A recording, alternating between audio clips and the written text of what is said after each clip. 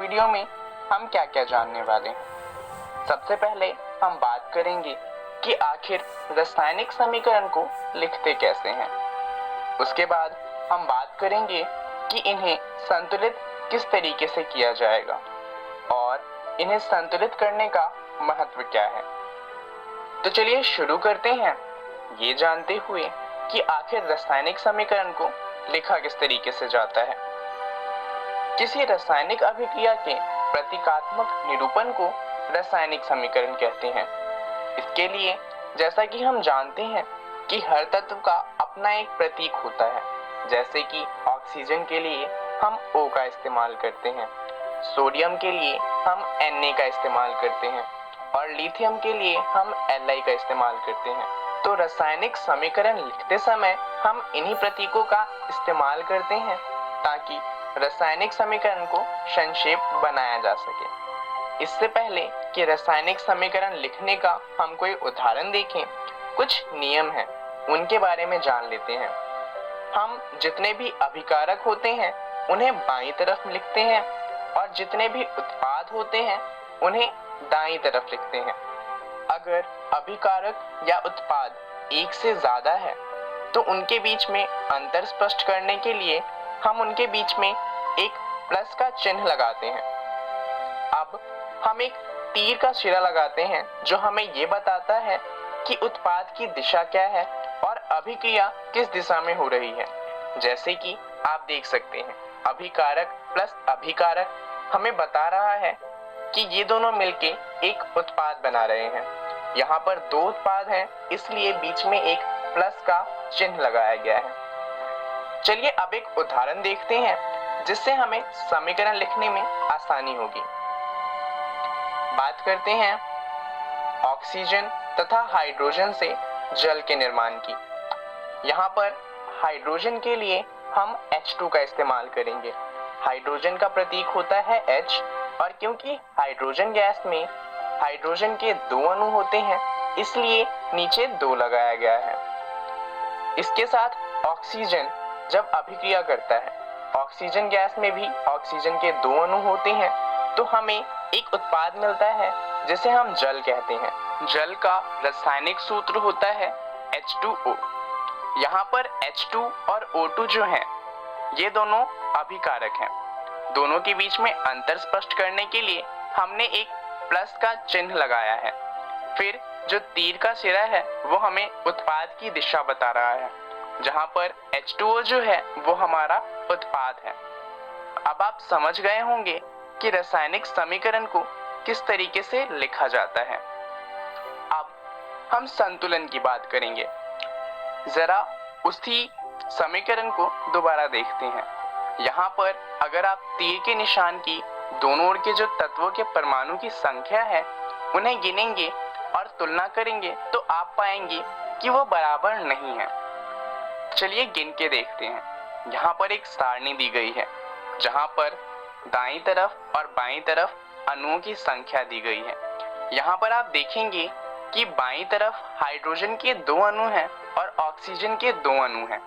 पर दाईं तरफ की बात करें तो हाइड्रोजन के तो 2 अणु हैं पर ऑक्सीजन का सिर्फ 1 अणु है। तो हम देख सकते हैं कि ये जो समीकरण है वो संतुलित नहीं है। ऐसे समीकरण जो संतुलित नहीं होते उन्हें कहा जाता है कंकाली समीकरण। तो अब सवाल ये आता है कि संतुलित नहीं है तो दिक्कत क्या है। आखिर हमें रासायनिक समीकरण को संतुलित करने की जरूरत क्यों पड़ती है। इसका जो उत्तर है वो है द्रव्यमान संरक्षण का नियम। ये कैसे? द्रव्यमान संरक्षण के नियम के अनुसार किसी भी रासायनिक अभिक्रिया में द्रव्यमान का न तो निर्माण हो सकता है और न ही विनाश।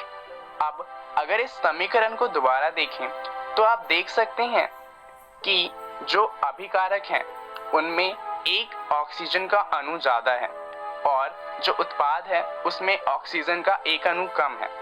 तो यहाँ पर अगर ये समीकरण सही होता तो इसके अनुसार ऑक्सीजन के एक अणु का विनाश हो गया है। परंतु द्रव्यमान का संरक्षण का नियम कहता है कि अणु का विनाश नहीं हो सकता। इसका मतलब जो हमारा ये समीकरण है वो गलत हो जाता है। तो एक बात तो साफ है अगर हम चाहते हैं कि हमारा समीकरण सही हो तो उत्पाद के तत्वों का कुल द्रव्यमान बराबर होना चाहिए अभिकारक के तत्वों के कुल द्रव्यमान के। अगर ऐसा नहीं होता तो हमारा समीकरण संतुलित नहीं होगा और वो गलत होगा। तो अब आप समझ सकते हैं कि समीकरण को संतुलित करना क्यों महत्वपूर्ण हो जाता है। तो चलिए जानते हैं कि आखिर इन्हें संतुलित किया कैसे जाएगा। उदाहरण में वही समीकरण लेते हैं। हाइड्रोजन जब ऑक्सीजन के साथ अभिक्रिया करता है तो जल प्रदान करता है।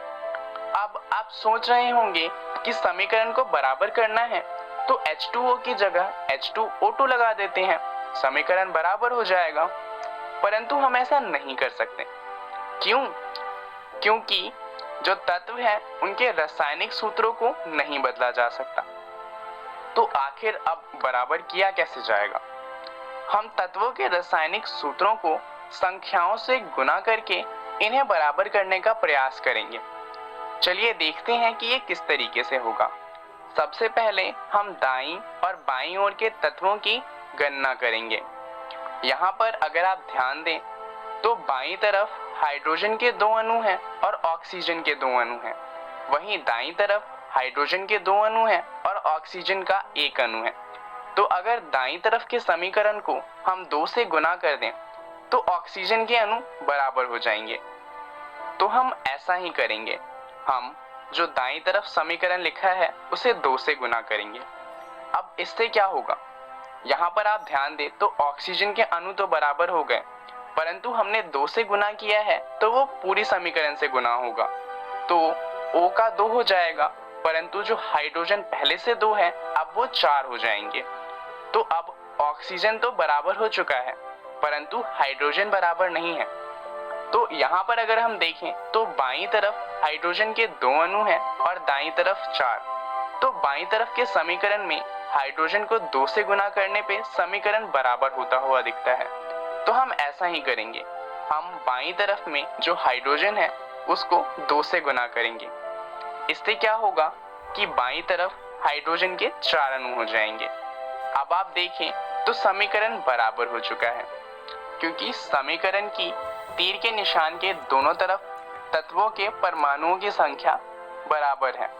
और जो हमारा संतुलित समीकरण है वो कुछ इस प्रकार का दिखाई देगा। 2H2 + O2 जिससे हमें मिलता है 2H2O। चलिए एक बार देख लेते हैं कि इस वीडियो में हमने क्या क्या सीखा। सबसे पहले हमने रासायनिक समीकरण लिखना सीखा और फिर हमने जाना कि रासायनिक समीकरण को संतुलित किस तरीके से किया जाता है और इसका महत्व क्या है। चलिए अब जान लेते हैं कि अगली वीडियो में हम क्या जानेंगे। अगली वीडियो में हम बात करेंगे संतुलन की कि रासायनिक समीकरण को संतुलित किस तरीके से किया जाता है और रासायनिक अभिक्रियाओं के प्रकार की बात करेंगे। धन्यवाद।